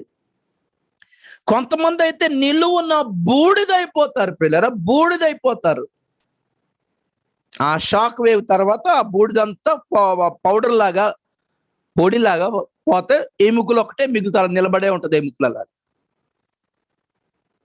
వేడికి కాలిపోయిన వాళ్ళ గతి ఒకటైతే, వేడి రాకుండానే ఆ షాక్ వేవ్ కి చచ్చిపోయిన జనాలు ఒక రకం అయితే, ఎక్కడో బాంబు పేలితే ఆ భూకంపానికి బిల్డింగ్ల మీద పడి చచ్చిపోయిన వాళ్ళు ఒకళ్ళైతే, ఎక్కడో బాంబు పేలితే ఆ షాక్ వేవ్ వలన ఏ బిల్డింగో, ఏ బస్సో, ఏ కారో ఎగిరి వీళ్ళ ముఖం మీద పడితే ఆ బాధ ఒక్కటైతే, ఆ బాంబు పేలుడికి వచ్చిన లైటింగ్ కి కళ్ళు పేలిపోతే వచ్చిన బాధ ఒక్కటైతే, ఆ బాంబు సౌండ్ కి, పేలుడు సౌండ్ ధాటికి చెవులు పేలిపోయిన బాధ ఒక్కటైతే, ఆ యుద్ధం ముగిసిన తర్వాత ఒక బాధ ఉంటుంది చూసారా, అదే 3వ ముద్ర 4వ ముద్ర అంటే. బతికిపోతారు. చూసారా, బతికిపోతారండి. ఎందుకంటే మూడో ప్రపంచ యుద్ధంలో మహా అయితే 200 కోట్ల మంది మాత్రమే చనిపోతారు. ఇంకా 500 కోట్ల మంది ప్రజలు చావడానికి రెడీగా ఉండాలి. లక్ష్యం ఏంటి, టార్గెట్ ఏంటి? 200 కోట్లే ఉండాలి భూమి మీద. 800 కోట్ల జనాభాలో ఇంచుమించు 600-700 కోట్ల మంది జనాన్ని చంపాలి అనుకునే టార్గెట్ లో కేవలం ప్రపంచ యుద్ధానికి 200 కోట్ల మంది చచ్చిపోతే మిగిలిన 500 కోట్ల మంది బ్రతుకుతారు. చూసారో, వాళ్ళలో ఒక మూడో భాగం వాళ్ళు చచ్చిపోతారు. మిగిలిన దాంట్లో ఇంకొక బాధ వస్తుంది, ఇంకొక శిక్ష వస్తే అందులో మూడో భాగం. మొత్తం ఒక్కసారి చంపట్లేదు ఇక్కడ దేవుడు, చావనివ్వట్లేదు ఇక్కడ. సెలెక్టివ్ గానే, ఇక్కడ కూడా సెలెక్టివ్ గానే. ఆ స్థితి ఎలాగ ఉంటదంటే, బతికినా నరకమే, చచ్చిపోయినా నరకమే. ఆ పొజిషన్ అలాంటిది. బతికినోడు బతికిపోయిన దేవుని స్తోత్రం అనుకోలేడు, చచ్చిపోయినోడు చచ్చిపోయాడు కానీ అమ్మో వాడు చచ్చిపోయాడు నేను బతికాను అనడానికి, హ్యాపీగా ఉండడానికి అవసరమే రాదు అక్కడ. అయ్యో నేను ఎందుకు బతికానని తల బాదుకుంటారు. ఎందుకు? నంబర్ 1 ఏం జరుగుద్ది? ఒకటి, పొల్యూషన్, వాతావరణం అంతా కాలుష్యం అవుద్ది. మీకు ఆక్సిజన్ కూడా అందదు. రాత్రి పగలు ముక్కులోంచి నోట్లోంచి బ్లడ్ కారుతూ ఉంటుంది ఆక్సిజన్ లేక. లేని ఊపిరితిత్తుల సమస్యలు వచ్చేస్తాయి. ఆక్సిజన్, బ్రెయిన్ కి ఆక్సిజన్ అందదు, కళ్ళకి ఆక్సిజన్ అందదు. ఆ టైంలో, ఆ యుద్ధం టైంలో ఎవరు ఎక్కడ పారిపోతారో, ఏ అండర్ గ్రౌండ్ లో పారిపోతారో, ఏ గుహల్లో దాక్కుంటారో, ఎక్కడ దాక్కుంటారు, మొత్తం మీద ఎక్కడో దగ్గర తిప్పల పొడి కొందరు దాక్కుంటారు. ఇప్పుడు మొదటి ప్రపంచ యుద్ధం జరగలేదా, రెండో ప్రపంచ యుద్ధం జరగలేదా? మన తాత తండ్రులు బతికిలేరా? వాళ్ళు బతికారు కాబట్టి మనం పుట్టుకొచ్చాం కదా. మొదటి ప్రపంచ యుద్ధానికి రెండో ప్రపంచ యుద్ధానికి కంటే ఎవరు ఎన్నడూ ఎప్పుడు ఊహించి కని విని ఎరగని దారుణమైన పర్యవసానం మూడో ప్రపంచ యుద్ధానికి ఉంది. మీరు అనుకోకండి అలా బెదిరిస్తున్నాడు కనుక అజీబ్ డానియల్ పెద్ద ఇది మూడో యుద్ధం, ఇది మొదటి యుద్ధం చూడలేదా మనము, ఈ రెండో యుద్ధం చూడలేదా, అలాగే బెదిరిస్తాడు అందరూ ఏం సామంలేండి అనే మాటలు విని మీరు రిలాక్స్ అయిపోకండి. ఎందుకంటే ఆ రెండు యుద్ధాల్లో ఇంత భయంకరమైన మారణాయుధాలు లేవు, ఇన్ని కుట్రలు లేవు, ఇన్ని రాసాయనిక కుట్రలు లేవు, ఇన్ని వైరస్ కుట్రలు లేవు. ఇంత చెప్పం కదా, 1700 రెట్లు అధిక దారుణమైన బాంబ్ ఇది, న్యూక్లియర్ బాంబ్. 1700 రెట్లు అంటే 1700% more deadliest than the previous atom bomb during Hiroshima నాగాసాకి second world war. నిన్న ఒక చిన్న మిస్టేక్ చేశాను. జపాన్ ముందు పర్ల్ హార్బర్ లో దాడి చేసింది 1941 లో. ఆ తర్వాత దానికోసమే అమెరికా 1945 లో జపాన్ మీద దాడి చేసింది. నేనేమన్నానంటే ముందు అమెరికా దాడి చేసిన తర్వాత జపాన్ అన్నాను. రాంగ్, అది చిన్న మిస్టేక్. నేను చేసిన స్టడీలో చిన్న మిస్ అయ్యాను, ఆ సీక్వెన్స్ మిస్ అయ్యాను. ముందు జపాన్ దాడి చేసింది, తర్వాత అమెరికా దాడి చేసింది హిరోషిమా మీద. అదే లాస్ట్. ఇక రెండో ప్రపంచ యుద్ధం దాంతోనే స్టాప్ అయిపోయింది. ఎవ్వరు నోరు తెరవలేదు. అంటే అమెరికా దగ్గర 3 అణుబాంబులు ఉండేవి, అందులో 2 పేల్చేసింది. మొదటి బాంబు పేరు లిటిల్ బాయ్, రెండో బాంబు పేరు ఫ్యాట్ మ్యాన్, హిరోషిమా మీద నాగాసాకి మీద. ప్రపంచం అంతా నివ్వెరపై నోరు మూసేసింది. ఏంటంటే ఇంకెన్ని బాంబులు ఉన్నాయో బాబోయ్ అని ఆపేశారు. వాళ్ళు చెప్పలేదు అమెరికా వాళ్ళు, ఒకటే ఉండేది ఇంకా, లేకపోతే ఇంకా కొంచెం కొనసాగేది. కానీ ఇప్పుడు అమెరికా దగ్గర ఉన్నాయి దానికంటే దారుణమైన 6500 అణుబాంబులు ఆన్లో ఉన్నాయి, యాక్టివ్ గా ఉన్నాయి. రష్యాలో కూడా ఇంచుమించు 6-7 అణుబాంబులు యాక్టివ్ గా ఉన్నాయి. ఇండియాలో 70 నుంచి ఇంచుమించు 180-200 వరకు అణుబాంబులు ఉన్నాయి. ఇండియా తయారు చేసి పెట్టుకుంది, తక్కువేం కదా ఇండియా కూడా. నార్త్ కొరియా, చైనా, రష్యా, అలా అగ్రదేశాలు, టాప్ లో ఉన్న దేశాలు అన్నిటి దగ్గర ఉన్నాయంటే ఎందుకున్నా పేల్చుకోవడానికే చేశారు ఇవి. అన్ని డబ్బులు ఒట్టినే పోనిస్తారా? అణు ఒప్పందం ఆ మధ్య తిరిగింది, UN గవర్నమెంట్ ను అమెరికా కలిసి. అణు ఒప్పందం అంటే అణుబాంబుని మీరు నిర్వీర్యం చేసేయండి, దాన్ని డిస్మాంటిల్ చేసేయండి, ఆఫ్ చేసేయండి, మన సమాధానంగా ఉన్నాం. అందరిని ఆఫ్ చేయమని చెప్పి వాళ్ళు మాత్రం ఆన్ లో ఉంచుకున్నారు అమెరికా వాళ్ళు. అందరు తెలివైన వాళ్ళు, వాళ్ళేనండి తెలివైన వాళ్ళు. ఆఫ్ చేసేవని చెప్పేసి సంతకం పెట్టారు, కానీ ఎవడు ఆఫ్ చేయడు. అంత డబ్బులు ఖర్చు పెట్టి బాంబు తయారు చేసింది ఆఫ్ చేసి పెట్టుకోవటానిక? అదే కాకుండా సాటిలైట్స్ లో పెట్టుకున్నారు. ఏమంటది ఇక్కడ, మనం ఏం చదివాం యెషయా గ్రంథం 13వ అధ్యాయంలో, ఆకాశం నుండి పడతాయి. ఎక్కడ పడాలో కంప్యూటర్ లో ప్రోగ్రామింగ్ చేసి ఎంటర్ నొక్కితే చాలు, ఎక్కడ పడాలో అక్కడ కరెక్ట్ గా వచ్చి పడతాయండి. ఎక్కడి నుంచి వచ్చింది తెలియదు, ఆకాశం నుంచి పడుతుంటాయి. ఏదో దేశం నుంచి పంపించక్కల, కరెక్ట్ గా ఆ సాటిలైట్ ని తీసుకెళ్ళిపోయి అక్కడ ఆపి అక్కడ నొక్కితే కరెక్ట్ గా ఎక్కడ పడాలో అక్కడ పడిపోద్ది. పెద్ద భారీ క్షిపణులతో పాటు చిన్న సైజు బాంబ్స్ కూడా ఉన్నాయి. దాని వలన ఏంటంటే ఎక్కడెక్కడ ఈ విష కెమికల్ ఫ్యాక్టరీస్ ఉన్నాయో అక్కడ వేస్తే చాలండి, ఆ విషవాయువులు రిలీజ్ అయిపోయి ఆ ఏరియాలో అక్కడ ఇంచుమించు 25-30 వేల మంది ఉత్తనే చచ్చిపోతారు. పెద్ద భారీ పేలియడం జరగక్కర్లేదు. సో నంబర్ 1 పొల్యూషన్, కాలుష్యం, వాతావరణ కాలుష్యం, నీటి కాలుష్యం, ఆహార కాలుష్యము, అండ్ పంట పొలాలంతా నాశనం అయిపోతే, నేల సారం కోల్పోతే ఇప్పుడు ఆహారం ఎక్కడ ఉంటది? అబద్ధ క్రీస్తు చేతిలో ఉన్న త్రాసులో ఉంటది. వాడికి ఎక్కడిది? యుద్ధం రాకముందే వాడంతా దాచుకున్నాడు ఇది తీసుకెళ్ళిపోయి. ఎందుకు? యుద్ధం తర్వాత జనాలు వాళ్ళ కాళ్ళ దగ్గరికి రావాలి. అక్కడ 666 ముద్ర స్టార్ట్ అవుద్ది. 3వ ప్రపంచ యుద్ధం తర్వాతనే 666 ముద్ర సైతాను చేతిలోని ఆయుధముగా మొదలవుద్ది. అర్థం? ఇప్పుడు చిప్పింగ్ సిస్టమ్ వచ్చి చాలా మంది వేసుకుంటున్నారు, దేశాల్లో చిప్ వేసుకుంటున్నారు కదా, ఆ చిప్పే 666 ముద్ర అంటే. కానీ ఇప్పటికీ దాంట్లో సైతాన్ శక్తులు రాలేదు. ఆధార్ కార్డు కూడా దానికి సంబంధించిందే, వ్యాక్సిన్ కూడా దానికి 666 ముద్రకు సంబంధించిందే. కానీ వీటిలో ఇంకా సైతాన్ శక్తి ప్రవేశించలేదు. 2వ ప్రపంచ యుద్ధం తర్వాత వరల్డ్ మార్కెట్, ప్రపంచ వాణిజ్యాన్ని వాడు గుప్పెట్లో పెట్టుకున్న తర్వాత, నేను మీకు తిండి పెట్టాలంటే, ఆహారం ఇవ్వాలన్నా, నీళ్లు ఇవ్వాలన్నా మీరు నా కాళ్ళ దగ్గరికి రావాలి, చెప్పేసుకోండి అంటాడు. అప్పుడు దేనారమునకు చెప్పాను కదా నేను, దేనారం అంటే మత్తయి 20వ అధ్యాయంలో బైబిల్ కాలంలో జీతం ఎప్పటికి ఉండేది? రోజుకి సాయంత్రం కూలి, రోజు కూలి కదా. కానీ ఈ కాలంలో జీతం ఎప్పటికి వస్తుంది? నెలకు ఒకసారి వస్తుంది కదా. డైలీ వేజెస్ ఉన్నారు, వీక్లీ వేజెస్ ఉన్నారు, మంత్లీ వేజెస్ ఉన్నారు. మంత్లీ వేజెస్, మంత్లీ శాలరీయే ప్రాముఖ్యం కదా ఈ కాలం. దాంతో మ్యాచ్ చేసి చూసుకోండి ఒక్కసారి. మంత్ శాలరీకి మీకు వచ్చే రేషను సేరు గోధుమలు, 3 సేర్ల యవల నూనె, ద్రాక్ష రసం ఇవ్వబడదు. నూనె అంటే గ్యాస్ ఉంది అందులో, కిరోసిన్ ఉంది అందులో, మీ వెహికల్స్ కావాల్సిన పెట్రోల్ ఉంది అందులో, and of course power, electricity కూడా. ఇక్కడ ఏమంటుంది? ఒక సింహాసనం దగ్గర నుండి ఒక స్వరం ఏమంటుంది? ఇప్పుడే నూనెను, ద్రాక్ష రసమును పాడు చేయకుండా దాచుకోండి అని చెప్తుంది ఇక్కడ. సేవ్.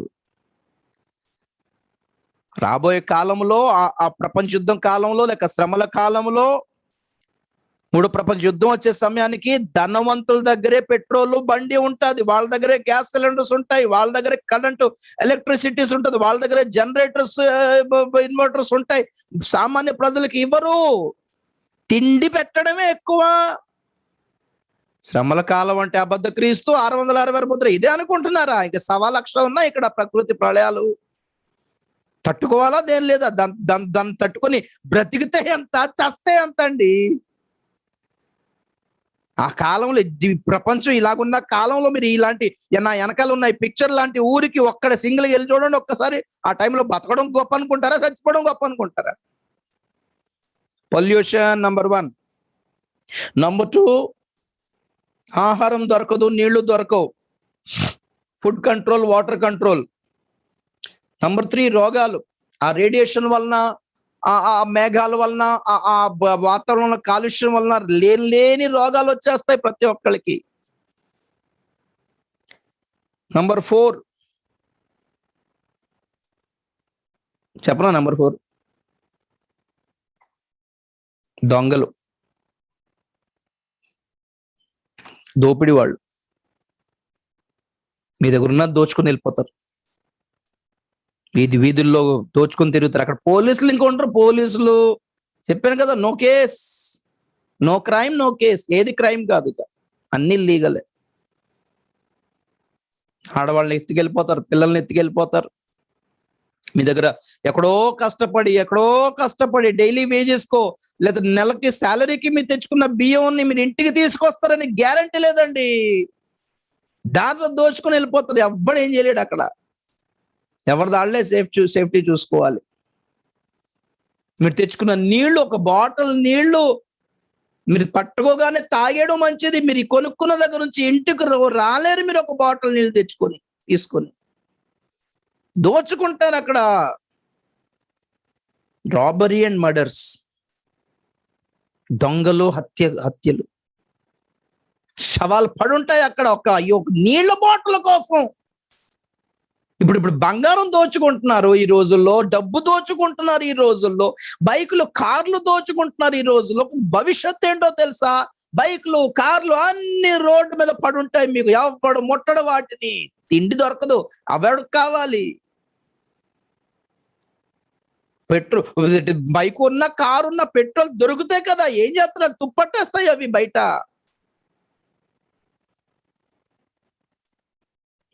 ఓన్లీ ఆ కాలంలో ప్రజల యొక్క లక్ష్యం ఒక్కటే, ఒక్క పూట తిండి దొరికితే చాలు 3 రోజులు బతికేస్తామండి. ఒక్క పూట తిండి దొరికితే చాలు 3 రోజులు అలవాటు చేసుకుంటామండి. ఒక్క పూట, ఒక్క గ్లాస్ నీళ్ళండి, 3 రోజులు తాక్కుని ఉంటానండి. 3 రోజులండి, 3 రోజుల వరకు ఒక్కసారి తిండి, 3 రోజులకు ఒక్కసారి నీళ్లు తాగడం అలవాటు చేసుకుంటారు. ఆ రోజు అర్థం అవుతుంది మీకు డబ్బు సంపాదన కాదు ముఖ్యమని. నెక్స్ట్,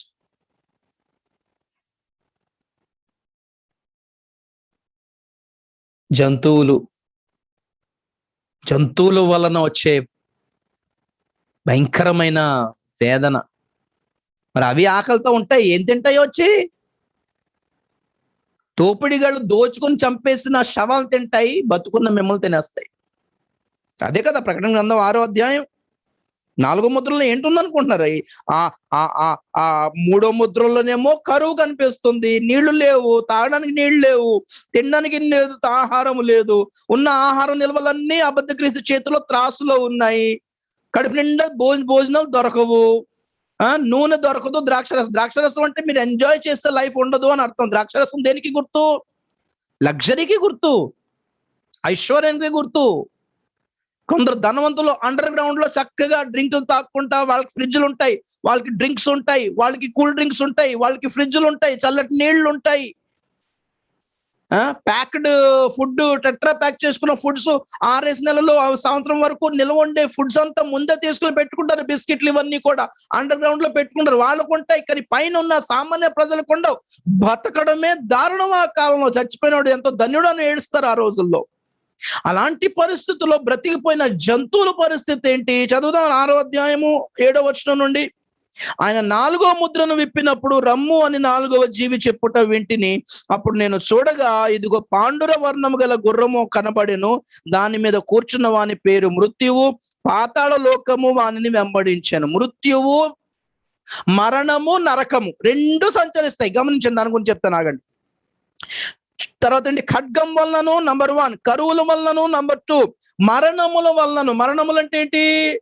కింద ఫుట్ నోట్ లో తెగుళ్ళు, కొత్త రోగాలు చెప్పిన కదా, pollution, nuclear radiation, virus, chemical వారు, బయోలాజికల్ వారు అండ్ టెక్నాలజికల్ వారు, వీటన్నిటి పర్యావసానంగా ఘోరమైన కొత్త రోగాలు, పేర్లు కూడా తెలియవు మీకు, ట్రీట్మెంట్లు కూడా దొరకదు. మరణములు అంటే రకరకాల సావులు అన్నమాట అవన్నీ. ఆ రోగములు, తెగుళ్ళ వలనను. తర్వాత ఏంటి రాశాడు అక్కడ? భూమిలో నుండి క్రూర మృగముల వలనను భూనివాసులను చంపుటకు భూమి యొక్క 4వ భాగము పైన అధికారం ఇవ్వబడి. వాళ్ళకి అధికారం ఉంది, కానీ ఎంతమంది మీద? మిగిలిన జనంలో 4 భాగమే. మిగిలిన జనం ఒక 600 కోట్లు ఉన్నారనుకోండి, అందులో 4 భాగం. 400 కోట్లు అయితే 100 కోట్ల మంది చంపుతారు వాళ్ళు. ఆ 100 కోట్ల మందిలో ఎవరుంటారో చూసుకోండి ఒకసారి. ఎలా చచ్చిపోతారు? ఖడ్గం వలన. ఖడ్గం అంటే చెప్పిన దోపిడిగాళ్ళు వచ్చి నరికేస్తారు. ఒక్క బాటిల్ నీళ్లు కోసం, ఒక్క కేజీ బియ్యం కోసం. ఖడ్గం వలనను, కరువు వలన, ఆకలి తిండి లేక చచ్చిపోతారు. చెప్తాను దాని గురించి. తిండి దొరక్క చచ్చిపోతారు. తిండి దొరక్కపోయినా కొన్ని రోజులు బతకొచ్చు, కానీ నీళ్లు లేకపోతే బతకలేరు 3 రోజుల కంటే ఎక్కువ. దానివల్ల చచ్చిపోతారు. డిహైడ్రేషన్ అయిపోయి చచ్చిపోతారు. రోగాలకి చచ్చిపోతారు. ఈ చచ్చిపోయిన ఆ శవాల్ని జంతువులు వచ్చి పీక్కొని తింటాయి. చచ్చిపోయావేమో అనుకుని పీక్కుంటుంటాయి. కానీ కొన్ని శవాలు కొన ప్రాణంతోనే ఉంటాయి. సావలేక అలా కొట్టుమిట్టాడుతుంటే బతుకున్న ఈ కొన ప్రాణంతో ఉన్న శవాల్ని అవి వచ్చి పొట్ట చించుకుని తింటుంటే మనిషి చూస్తూ ఉంటాడు, జంతువు వచ్చి తింటుంది నా పొట్ట అని. బతుకుండా పీక్కుని తింటాయి. అయిపోయింది అనుకుంటున్నారా? ఇంకా అసలేం ఉంది ఇక్కడ. అసలేం 2 ఉన్నాయి. ఒకటేంటి? ఆత్మహత్య. భారీ స్థాయిలో చచ్చిపోవడం బెటర్ అనుకుని చచ్చిపోతారు, ఆత్మహత్య చేసుకుంటారు. దాని తర్వాత చెప్పనా, క్యానిబలిజం అంటారు. తెలుసా? ఎప్పుడన్నా విన్నారా వర్డ్? నరమాంస భక్షకులు అయిపోతారు. ఎలాగ బియ్యం దొరకవు, ఎలా నీళ్లు దొరకవు, మనుషులను పీక్కొని తింటారండి. చదువుదా ఆ మాట కూడా చదువు. నేను కహానీ చెప్తున్నానా, స్టోరీ చెప్తున్నానా, సినిమా స్టోరీ చూసి చెప్తున్నాను అనుకుంటున్నారా? విలాప వాక్యాలు 2వ అధ్యాయం 14వ వచనం. మీకు ఆ రోజు గనుక ఆ టైంలో మీరు గాని నేను గాని ఉంటే ఒక్కటే మన బాధ ఉంటది. ఏంటో తెలుసా? ప్రభువా, అపోస్తుల మాట మేము వినుంటే బాగుండేది, మా సేవకుల మాట మేము వినుంటే బాగుండేది, సంఘంతో ఎత్తబడి ఉంటే బాగుండేది, డబ్బు ఉంటే చాలనుకున్నాం, చదువు ఉంటే చాలనుకున్నాం, బిల్డింగ్ ఉంటే చాలనుకున్నాం, నాయనా మా బోధకుల మాట మేము వినలేదే అని ఏడుస్తామండి. ఆ కాలంలో కనుక ఈ టైంలో మనం ఉంటే గనక, ఆ టైంలో ఇంకా అబద్ధ క్రీస్తు 606 ముద్ర స్టార్టే కాలేదు. ఈ ఈ 2వ ముద్రకి, 3వ ముద్రకి, 4వ ముద్రకి జీవితం అతలాకుతలం అయిపోతుంటే ఇక 7 సంవత్సరాలు ఉన్నాయి ఇంకా ముందుకి. 2:11 నుంచి చదువుతున్నాను. విలాప వాక్యాలు, లామెంటేషన్స్ చాప్టర్ 2 verse 11 and 12 చదువుతున్నాను, వినాలి జాగ్రత్తగా. నా జనుల కుమారికి కలిగిన నాశనము చూడగా నా కన్నులు కన్నీటి చేత క్షీణించుచున్నవి, నా అంతరంగము క్షోభిల్లుచున్నది, నా కాలేజము నేల మీద ఒలుకుచున్నది. శిశువులను చంటి బిడ్డలను పట్టణపు వీధులలో మూర్చిల్లేదారు. తిండి లేక పిల్లలంట రోడ్డు మీద తిండి లేక నీళ్ళు లేక ఫెయింట్ అయిపోయి మూర్చొచ్చి చచ్చిపోతారంట. కళ్ళు తిరిగి పడిపోతారు, మూర్చిల్లేదారు. 12వ వచనం. గాయము నొందిన వారై పట్టణపు వీధులలో మూర్చిల్లుచు, తల్లుల రొమ్మున ఆనుకొనుచు, అన్నము ద్రాక్షరసము ఏదని తమ తల్లులను అడుగుచు ప్రాణము విడిచేదారు. అమ్మ అన్నం పెట్టు, అమ్మ పాలి, అమ్మ తాగడానికి నీళ్ళి అమ్మ అని అడిగి అడిగి ఒడిలోనే చచ్చిపోతారంట. విలాప వాక్యాలు దేని గురించి రాశాడు? యెరూషలేం నాశనం గురించి రాశాడు. ఇదే యాజ్ ఇట్ ఈస్ గా భవిష్యత్తులో శ్రమల కాలము ఎవరికి సంబంధించింది? యూదులకు సంబంధించిందే. మళ్ళీ యాకోబు నాకు కలిగే ఆపద దినము అంటాడు. సేమ్ యాజ్ ఇట్ ఈస్ గా మరలా జరగబోతుంది. తమ రాజును సిలువేసినందుకు, తమ రక్షకుని వద్దన్నందుకు వాళ్ళకి గతి మరలా పట్టబోతుంది. యూదులకు సంబంధించిన ప్రతి ప్రవచనం మనం ఆత్మీయంగా ప్రపంచవ్యాప్తంగా సంభవిస్తుంది అని చెప్తాను. గమనించండి మీరు ఈ మాట. మళ్ళీ థియాలజీలో అది యూదులకు సంబంధించింది కదా, మీరు అందరు కలుపుతున్నారేంటి అని లోసుగులు పెట్టకండి. అందరికీ వర్తించిందే ఇది. బైబిల్ అంతా దేవుడు యూదుల గురించే రాశాడు కాబట్టి, యూదులతో నిబంధన చేసుకున్నాడు కనుక యూదుల గురించి రాశాడు. కానీ ప్రతి మాటను మనం క్రైస్తవులకి ఆపాదించుకోగలుగుతున్నాము, ప్రపంచానికి కూడా ఆపాదించుకోవచ్చు.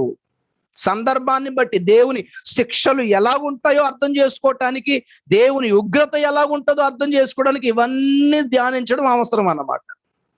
ఏం జరిగింది ఇక్కడ? పట్టణము ముట్టడి చేయగా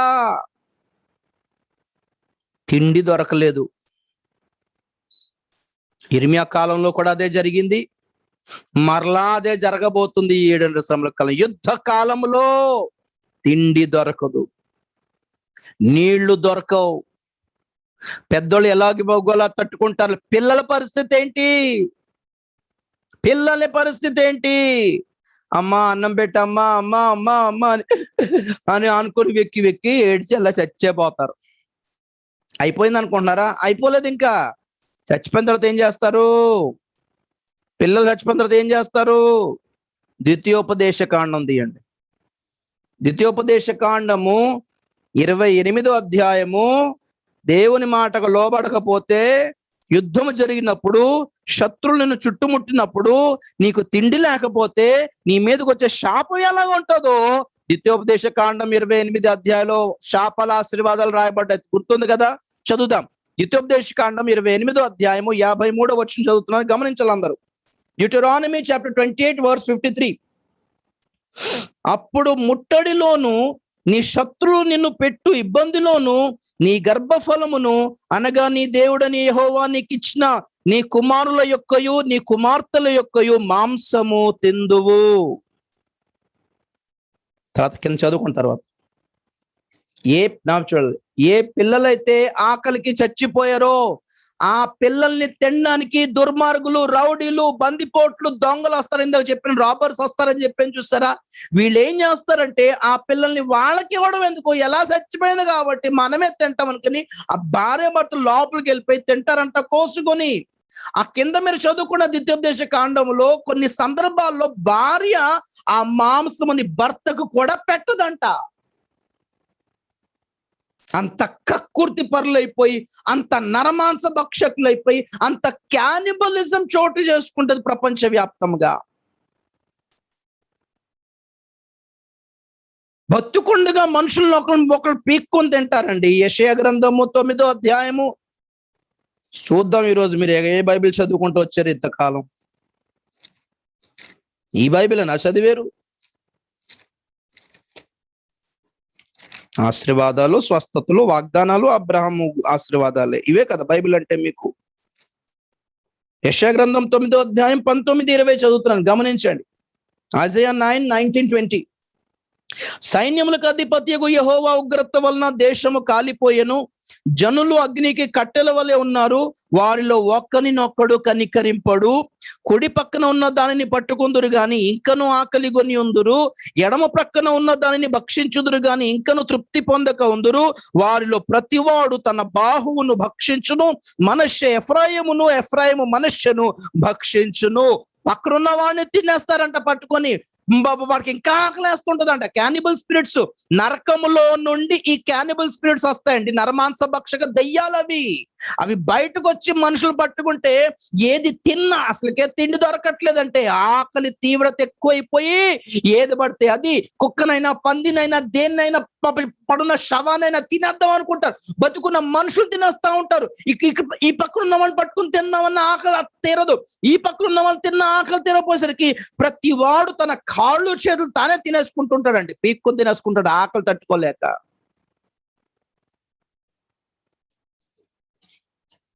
ఒకసారి జీటీవీలో ఫియర్ ఫైల్స్ అనే ఒక ప్రోగ్రామ్ చూపించాడు.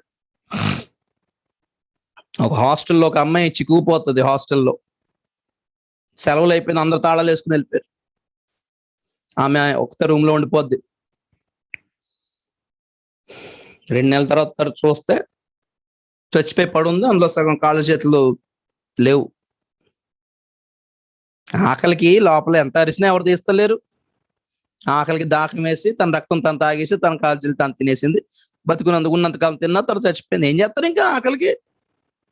మామూలు మనుషులు అయితే చేయరు, అది స్పిరిట్స్ అవి పట్టేస్తాయి. ఆ టైంలో నరమాంస భక్షకులు దెయ్యాలు వచ్చేస్తాయి. పరలోకం మూసివేయబడుతుంది, సంఘం ఎత్తబడుతుంది, పరలోకం మూసివేయబడుతుంది, నరకం తెరుచుకుంటుంది. నరకంలో దెయ్యాలన్నీ బయటకు వస్తే సిచ్యువేషన్ ఇలాగ ఉంటది. యెహెజ్కేలు గ్రంథం 7వ అధ్యాయం ముగిద్దాం. మీకు విజువల్స్ చూపిస్తాను అనుకున్నాను కదా. యెహెజ్కేలు గ్రంథం 7వ అధ్యాయం, బయలుదేరిపోయారు భవిష్యత్తు. 7వ అధ్యాయం 15వ వచనం చదువుతున్నా, 15 నుంచి చదువుతున్నాను. ఎజెకీల్ చాప్టర్ 7 వర్స్ 15. బయట ఖడ్గమున్నది, లోపల తెగులును క్షామమును ఉన్నవి. గమనించారా? బయటకు వెళ్తే యుద్ధం, యుద్ధ వాతావరణం, లోపలికి వెళ్తే రోగం, క్షామం అంటే తిండి లేదు. ఇంట్లో చచ్చిపోతాం, బయట కూడా చచ్చిపోతాం అని అర్థం. ఆ టైంలో బయట ఖడ్గం ఉన్నది, లోపల తెగులును క్షామము ఉన్నవి. బయటనున్న వారు ఖడ్గము చేత చత్తురు, పట్టణంలో ఉన్న వారిని క్షామమును తెగులును మృంగును. వారిలో ఎవరైనాను తప్పించుకొనిన ఎడల వారందరూ లోయలోని గువ్వల వలె పర్వతముల మీద నుండి తమ దోషమును బట్టి మూలుగులేడుదురు. ఏడుస్తారు, కొండలెక్కి బాబోయ్ బాబోయ్ బాబోయ్ అని ఏడుస్తారు. క్రైస్తువుల గురించి చెప్తాను, గమనించండి. అన్ని జనులు అయితే ఇలాగా నలిగి వేదన పడతారు. శ్రాకడలో సంఘముతో పాటు ఎత్తబడకుండా మిగిలిపోయిన క్రైస్తవుల దుర్గతి ఏంటో గమనించండి ఒక్కసారి ఇక్కడ. ఓకే, మూలుగులెడుదురు, అందరి చేతులు సత్తువ తప్పును, అందరి మోకాళ్ళు నీళ్ల వలె తత్తరిలును, వారి గోన పట్ట కట్టుకొందురు, వారికి ఘోరమైన భయము తగులును, అందరూ సిగ్గుపడుదురు, అందరి తలలు బోడియగును, తమ వెండిని వీధులలో పారవేయుదురు, తమ బంగారమును నిషిద్ధమని ఎంచుదురు. యెహోవా ఉగ్రత దినమందు వారి వెండియే గాని బంగారమే గాని వారిని తప్పించజాలదు. అది వారి దోష క్రియలు విడవకుండా అభ్యంతరమాయను గనుక దాని వలన వారు తమ ఆకలిని తీర్చుకున్న జాలకయుందురు, తమ ఉదరమును పోషించుకున్న జాలకయుందురు. శృంగారమైన ఆ ఆభరణమును వారు తమ గర్వమునకును ఆధారముగా ఉపయోగించారు. ఊరికే బంగారం, దేవుడిచ్చిన బంగారం, దేవుడిచ్చిన డబ్బు అని విర్రవీగుతున్న వాళ్ళు ఆ రోజున విసిరేస్తారంటండి, ఏం చేయలేక. భర్త ఒక్క కొండ మీద ఎక్కుంటాడు, భార్య కొండ ఎక్కలేక ఏ లోయలో దాక్కుంటది. ఇంకా పిల్లల పరిస్థితి ఏంటి? దొరికిన పిల్లల్ని చంపేస్తారని చెప్పాను కదా. అబద్ధ క్రీస్తు రాజ్యంలో వృద్ధులు ఉండొద్దు, పిల్లలు ఉండొద్దు. భర్తలు వదిలేసి పారిపోతారు. ఆఫ్ఘనిస్తాన్ లో విమానాలు ఎక్కి పారిపోతుంది ఎవరు? మగోళ్లే కదా. భార్యలు పిల్లల్ని వదిలేసి వెళ్ళిపోయారు వాళ్ళంతా. ప్రేమ అనురాగాలు అనుకుని ఉంటున్నారా భూమి మీద? ఎవడు రాడు. భార్యలను పాడు చేసి చంపేస్తారు. యెషయా గ్రంథం 13. విడిచిపెట్టబడ్డ క్రైస్తవుల జీవితాల్లో చాలా ఘోరమైపోతుంది ప్రియులారా. తమ దోషమును బట్టి అప్పుడు ఏడుస్తారు. ఈ డబ్బు కోసమే బైబిల్లో కేవలం డబ్బు వచనాలే చూశానండి, డబ్బు బంగారం దొరుకుతుందనే వాక్యాలు పట్టుకున్నానండి, స్వస్థత వాక్యాలు పట్టుకున్నాను, కానీ రాకడ అని, రక్షణ అని, నీతి అని, పరిశుద్ధత అని, వేరుపాటు అనే మాటలు నేను చూడలేదండి. ఈ శ్రమల కాలం అని, ఈ శిక్షా కాలం అని, ఈ ప్రపంచ యుద్ధం అని, 666 అని ఆ పదాలు, ఆ వచనాలు ఎప్పుడు నేను గుర్తుపట్టలేదండి అని ఆ రోజు ఏడుస్తారు. కానీ లాభమే ఉంది. ఈ రోజు ఏడవండి, పని చేస్తుంది కొంచెం. యెషయా గ్రంథం 13వ అధ్యాయం 13 నుంచి చదువుతున్నా. ఇందాక చదువుకున్నాం 13 వరకు. 13 నుంచి ఇప్పుడు కిందకి చదువుతాం. సైన్యములు 12 చదువుతా, ఇందా చదివాం కదా. 13:12 ఐజయా 13:12. బంగారం కంటే మనుషులను, ఒఫీరు దేశపు సువర్ణము కంటే నరులను అరుదుగా ఉండజేసేదను. సైన్యములకు అధిపత్యకు యెహోవా ఉగ్రతకును ఆయన కోపాగ్ని దినమునకును ఆకాశము వణుకునట్లును భూమి తన స్థానము తప్పునట్లును నేను చేసేదను. అప్పుడు తరమబడుచున్న జింక వలెను, పోగు చేయని గొర్రెల వలెను జనులు తమ స్వజనుల తట్టు తిరుగుదురు, తమ స్వదేశములకు పారిపోదురు. అప్పుడు మా దేశం వెళ్ళిపోతాం, మా ఊరు వెళ్ళిపోతాం, మా వాళ్ళు ఉన్నారు, మా ఇండియన్స్ ఉన్నారు, మా అమెరికన్స్ ఉన్నారు, మా వాళ్ళు అనుకుని ఉన్నారు. చూసారా? ఎవడు కాపాడు ఆ రోజున తరుముతారని పట్టుకుంటారు. ఆ టైంలో క్రైస్తవుల్ని బాగా భయంకరంగా తరుముతారంట. గుర్తుపెట్టుకోండి, ఈ మాట చెప్తున్నాను. ఏం జరుగుతుంది చూడండి కింద 15. ఆ టైంలో తరిమితే పట్టబడిన ప్రతివాడు కత్తివాత కూలును, తరిమి పట్టబడిన ప్రతివాడును కత్తివాత కూలును. వారు చూచుచుండగా వారి పసి పిల్లలు నలుగొట్టబడుదురు, వారి ఇండ్లు దోచుకొనబడును, వారి భార్యలు చెరపబడుదురు. భర్తలు ఎదురుకుండా భార్యలు పాడు చేస్తారు, భార్య భర్తలు ఎదురుకుండా చంటి పిల్లల్ని నేలకేసి బాధి చంపుతారండి. దోచుకుంటారు. ఎంత సంపాదించారో మరి బ్యాంకులో, దేవుని ఆశీర్వాదం అని చెప్పుకొని.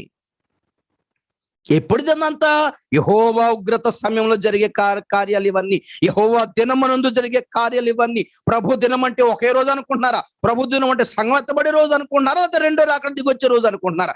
7 ఏండ్ల శ్రమల కాలం అంతా ప్రభు దినమే.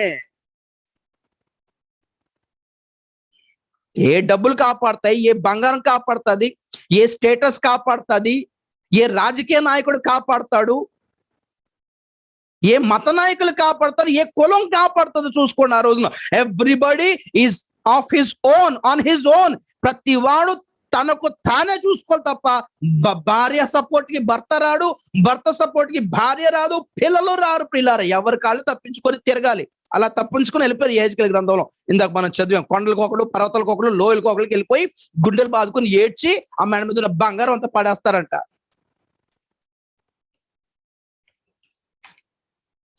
రెండు పేజీలు తిప్పండి, యెషయా గ్రంథం 8వ అధ్యాయం. యెషయా గ్రంథం 8వ అధ్యాయం 20 నుండి చదువుతున్నాను, గమనించాలి, జాగ్రత్తగా వినాలి మీరు.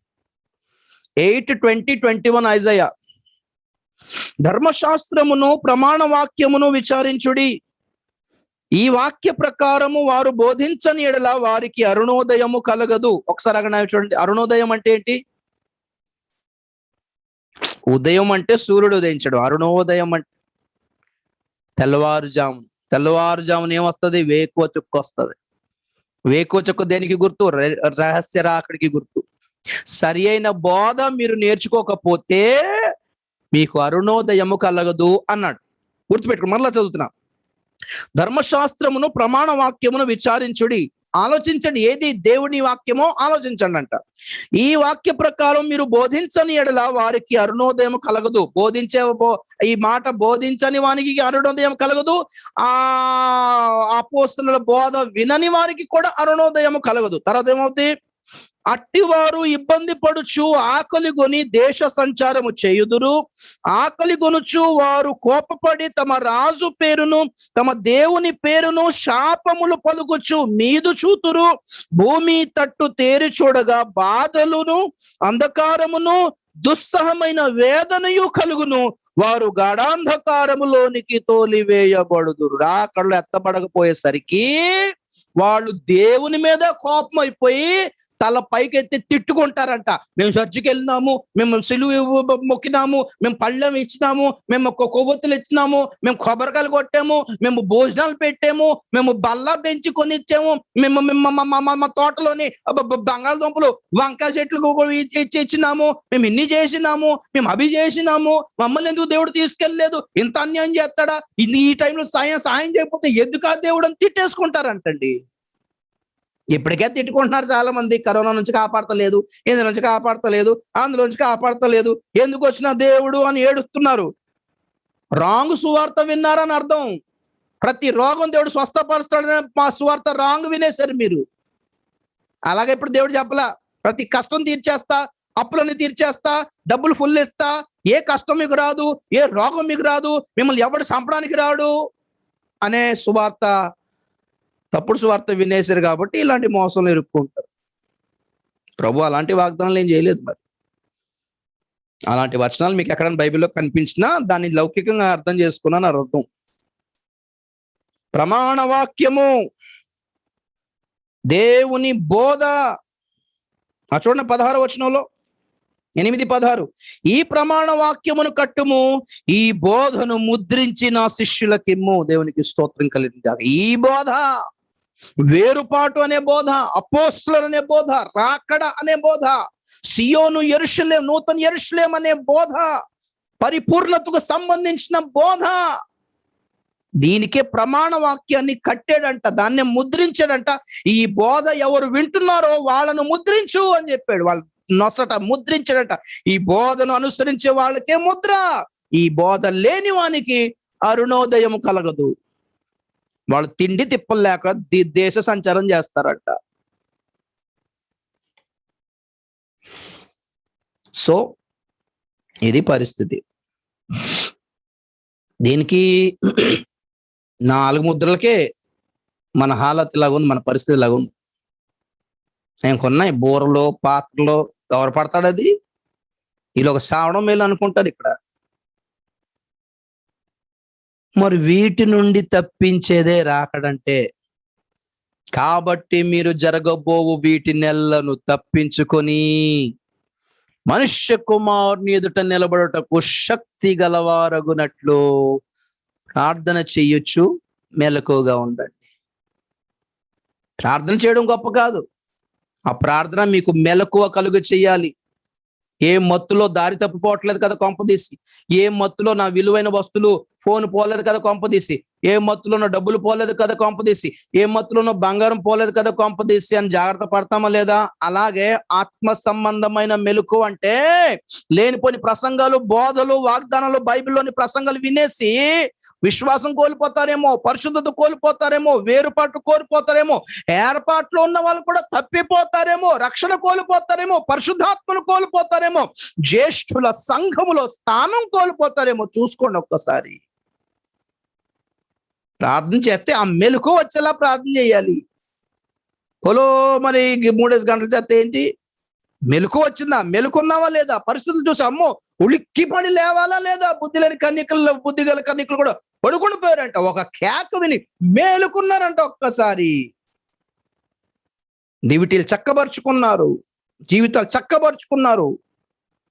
ప్రార్థన మనల్ని మేల్కొల్పు చేయాలి, వర్తమానం మనల్ని మేల్కొనేలా చేయాలి. ప్రియులారా, ఈ హెచ్చరికలని మనల్ని మేల్కొనేలాగా చేయాలి.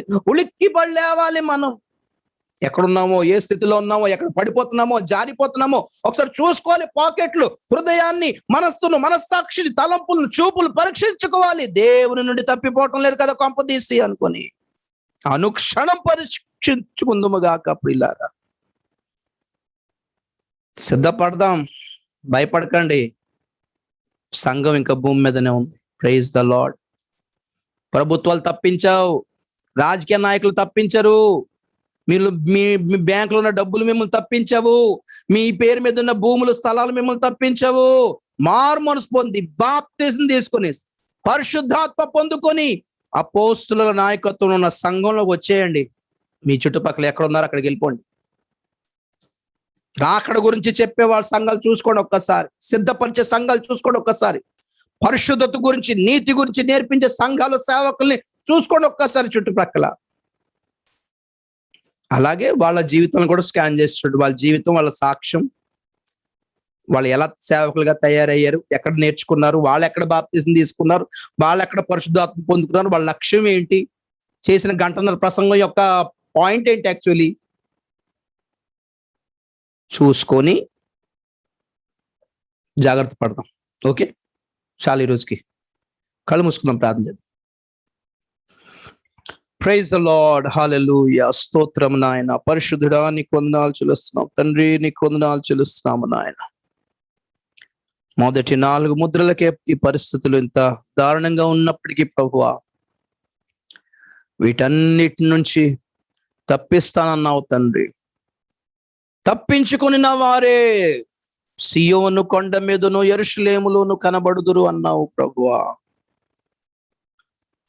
జరగబోవు వీటి నెలను తప్పించుకొని మనుష్య కుమారుని ఎదుట నిలబడే అవకాశం ఇస్తానన్నావు ప్రభువా. తప్పించుకునే వారి గుంపులో మేము ఉండేలా సహాయం చేయండి. ఈ మాటలు విన్న బిడ్డలందరినీ దీవించి బలపరచండి. నీ యందు ఆశ కలిగిన వాళ్ళు ఈ మాటలు విని భయపడక నీ వస్తున్నావన్న ధైర్యమును కలుగ చేయండి. నీ వచ్చి తీసుకువెళ్ళిపోతావన్న నిరీక్షణ కలుగ చేయమని వేడుకుంటున్నాను. కృపనివ్వండి రాజా, కృపనివ్వండి. మీరు అక్కడ కొరకు మమ్మల్ని అందరినీ సిద్ధపరిచి మహిమ పొందమని యేసు పరిశుద్ధ నామములో బ్రతిమాలి అడిగి వేడుకుంటున్నాము తండ్రి, ఆమేన్. తండ్రిని దేవుని యొక్క ప్రేమ, కుమారుడిని యేసుక్రీస్తు కృప, పరిశుద్ధాత్మ యొక్క అన్యోన్య సహవాసము, సమాధానము, ఆదరణ, ప్రభు యొక్క మహిమగల రాకడ పర్యంతము మనకందరకు సదాకాలము తోడై ఉండును గాక. ఆమేన్. యేసు రక్తమే జయం, సిలువ రక్తమే జయం. ప్రభు యేసు నామమునకు సంపూర్ణ విజయం కలుగును గాక. ఆమేన్. రేపటి నుంచి మరలా క్లాసులు ఉండవు కొన్ని రోజులు. ఇంచుమించు దసరా 15వ తారీఖు అనుకుంటా. 15వ తారీఖు తర్వాతనే నేను మీకు గ్రూపులో పెడతాను ఎప్పుడు మళ్ళీ క్లాసులు స్టార్ట్ అవుతాయో. ఈలోగా జాగ్రత్తగా ఉండండి. కేర్ఫుల్గా ఉండండి. దేవుడు మిమ్మల్ని అందరూ దీవించునుగాక.